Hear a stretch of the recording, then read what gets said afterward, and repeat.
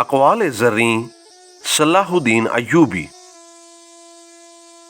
جس قوم کے نوجوان فحاشی اور مردہ دلی کی زندگی گزارنے پر اتر جائیں وہ قوم بغیر جنگ کی ہار جاتی ہے۔ جہاں روٹی مہنگی ہو جائے وہاں عورت کی عزت اور مرد کی غیرت سستی ہو جاتی ہے۔ اپنے شہداء اور مظلوم بیٹیوں کو فراموش کرنے والی قوم کا مقصوم کفار کی غلامی ہے۔ کافروں کی بنسبت غدار زیادہ نقصان دیتے ہیں۔ حکمران جب اپنے جان و مال کی حفاظت کو ترجیح دینے لگیں تو وہ ملک و قوم کی آبرو کے محافظ نہیں بن سکتے۔ ایک وقت آئے گا جب لشکر عیاش سپاہیوں کا گروہ بن جائے گا اور سپہ سالار دشمن کے ہاتھوں میں کھیلیں گے۔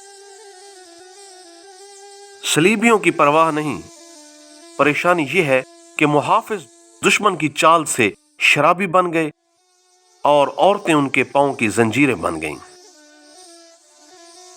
قوم کا ہر فرد اپنی جگہ بادشاہ ہوتا ہے، کبھی بھی شخص کو قومی وقار سے محروم نہ کرو۔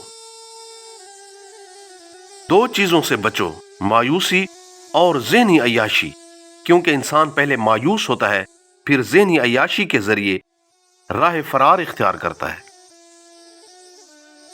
مسلمانوں کی تلوار پر جب عورت اور شراب کا سایہ پڑ جائے تو لوہے کا بیکار ٹکڑا بن جاتی ہے۔